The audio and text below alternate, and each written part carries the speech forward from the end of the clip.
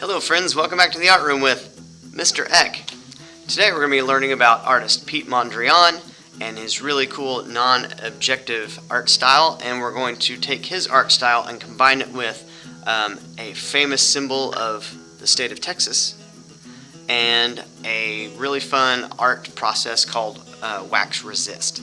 So we're going to combine all those things together. The first thing we have to do though is learn about Mr. Piet Mondrian. So let's switch over and check him out. Alright, so here is a picture of Mr. Mondrian with alongside one of his paintings. He was born in 1872 in the Netherlands, and he lived until 1944 when he lived in New York City.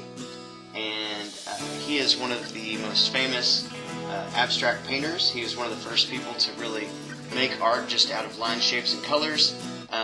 This kind of art is actually called non-objective because there's no objects in it. It's just lines, shapes, and colors. And he was really kind of the first of his kind as far as this style of art goes. Let's move over to his next painting. So mostly he's known for working with reds, whites, blues, and yellows, and black and white. I think I said white twice. Red, white, and blue, black and yellow. He didn't only use those, but most of his famous paintings are those colors. And he just used rectangles and squares, and he put them together in an interesting way. And this is one of his artworks. Here's another one. I'll zoom in a little bit. Again, we have the primary colors, which is yellow, red, and blue, plus white and black. And he used a little bit of gray sometimes as well. So this is a painting that's actually hanging at the Houston Museum of Fine Art. And I got to see this on the 3rd grade field trip last year, and I was so excited to see it because when I see art by a famous artist, to me it feels like I'm meeting the artist, because Piet Mondrian made this with his own hands. He painted this painting. That's super cool. This one does use different colors. It's grays and yellows, but it's the same kind of block grid pattern. And here's me being super excited to see a Mondrian in person. Aw, I'm so excited. Alright, so what we're going to be doing with Mondrian's style though is we're going to take the Texas flag and we're going to recreate it in Mondrian's distinct art style. I want to point out a few things. There's only 3 colors here. There's blue, white, and red. The blue is a vertical stripe on the left side with a white star on it, and then the white is on the top in a horizontal stripe, and the red is on the bottom in a horizontal stripe. Be sure you pay attention where the colors are when you're making this artwork, otherwise it will no longer be Texas's flag. Alright, so let me show you what we're going to be doing with this information. Alright, so you're going to need the following things: a ruler, a pencil, and an art eraser. So we're going to divide our paper like this. So first off, we just have to draw the Texas flag. So we need a line here and a line here. So we're going to have our blue area, our white area here, and our red area down there. We also need to put a star. For my students in class, I'm going to have some star templates cut out, and they'll just trace it. So I don't have a star template to fit the size of paper I need for this video. So I'm just going to freehand draw a star real quick.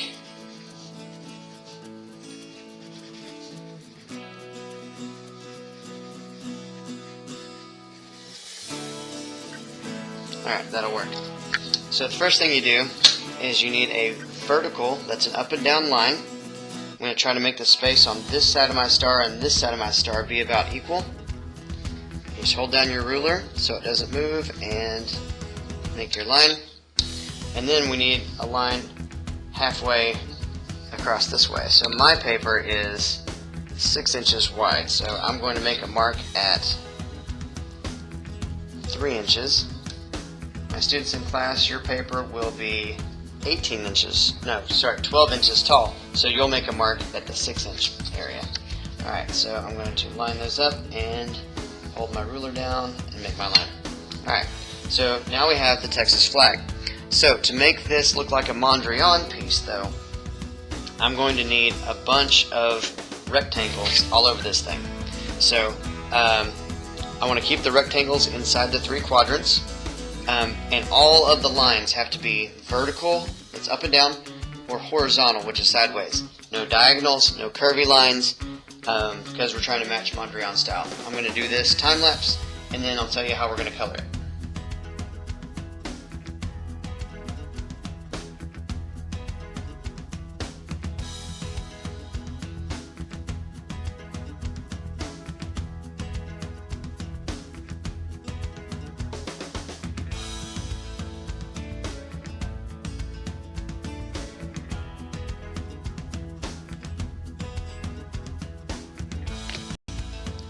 Alright, so something that I think is a good idea before we start adding any color is those first lines we made. We need to Sharpie those. So get a Sharpie marker, and you can use a ruler if you need to get a straight line. By the way, I get a straight line by making sure my body is lined up directly with the line, and I just drag my hand towards my chest. That works for me, but you're welcome to use a ruler if you want. That makes you feel better about your straight lines. This way, when I'm adding color, I'm not going to forget where the colors go. These all have to be shades of white or gray. These have to be shades of red. These have to be shades of blue. You can also Sharpie your star if you want to.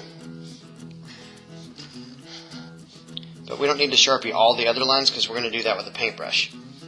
Alright, so next we're going to do something called wax resist, which is where we're going to color with a crayon first, and then we're going to paint on top of it with paint.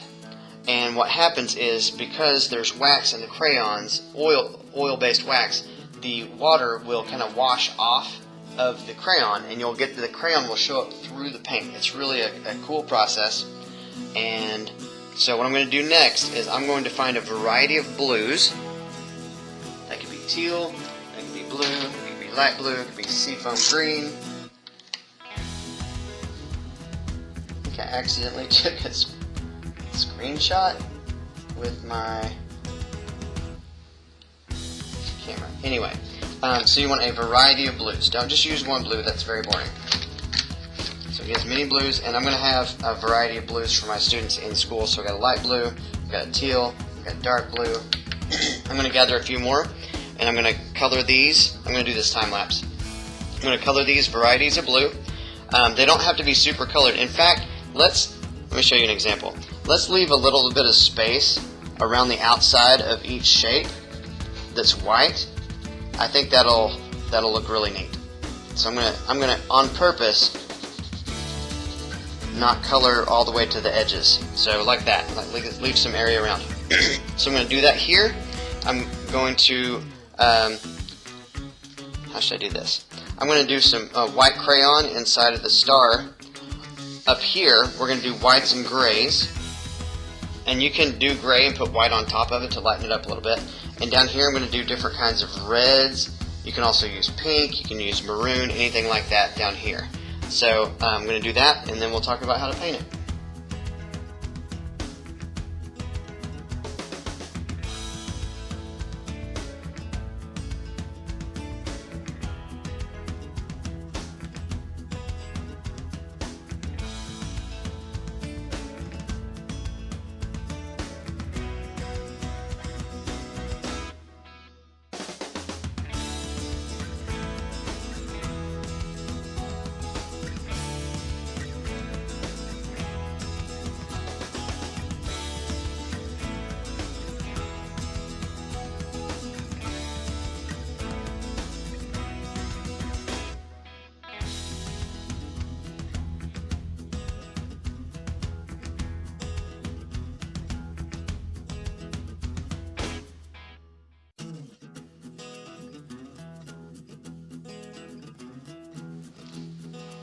Alright, so I finished with my crayon.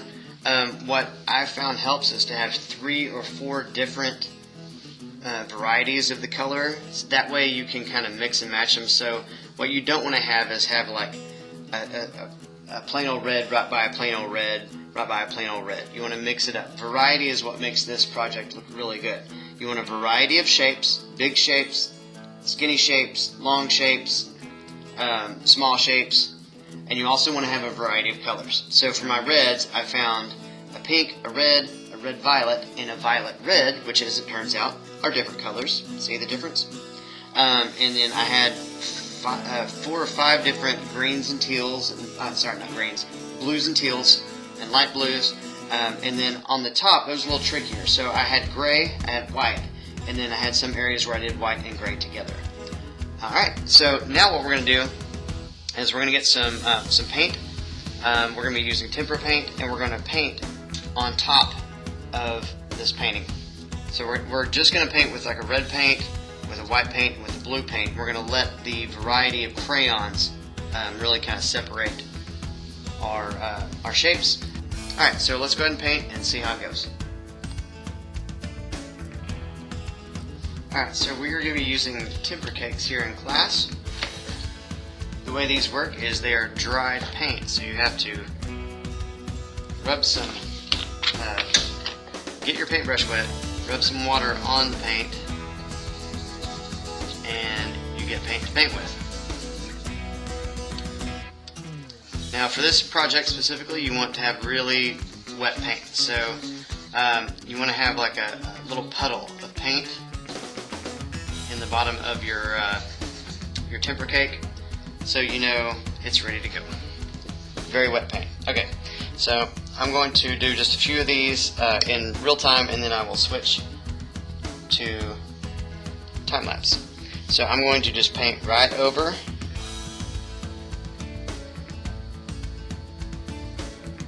my crayon. Actually, I guess you don't have to like stay inside the lines.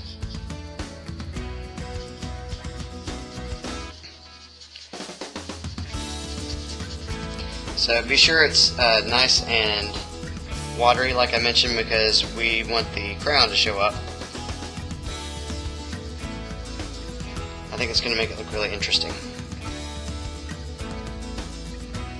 So when I say you don't have to stay inside the lines, I mean the little box lines that we drew. But as far as like you have to stay, like blue has to stay here. Try to keep it out of your star. I went over a little bit. We're going to do white paint up here. And at least in our class, the white paint doesn't stay super white. So it's got a little bit of color, a little bluish gray to it, which I think will actually look kind of nice on this. And then red down here. So I'm going to do the rest of this time lapse, and we'll see how it turns out.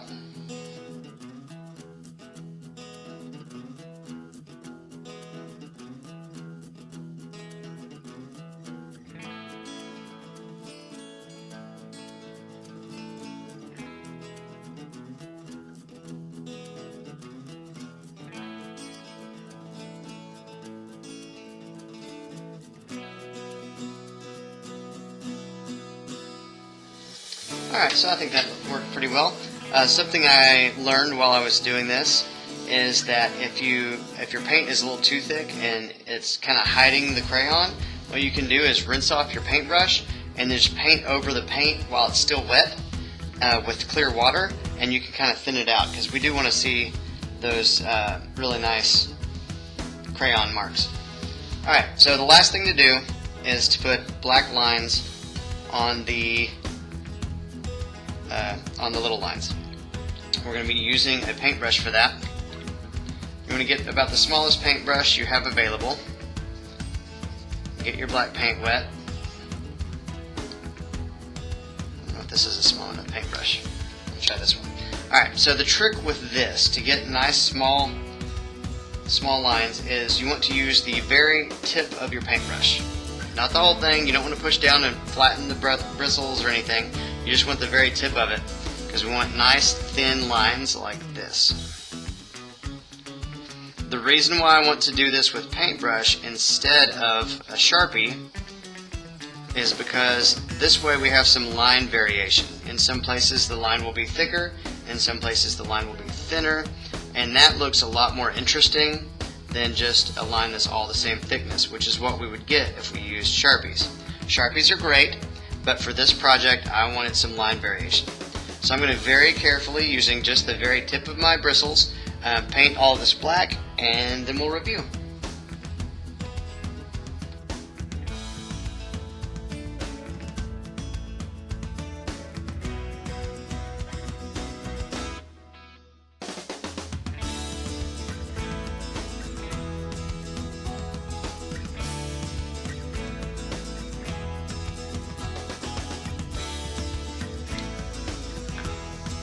And this concludes our wax resist Mondrian style Texas state flag. I think it turned out super cool. I like the texture and the color that the variety of crayons added to the art. I liked how the white showed up in the top part when I started painting with the slightly dirty white paint. Yeah, I'm just real happy with this, and it was a lot of fun to make. I hope you also enjoy making your Mondrian Texas flag, and I'll see you guys next time in the art room.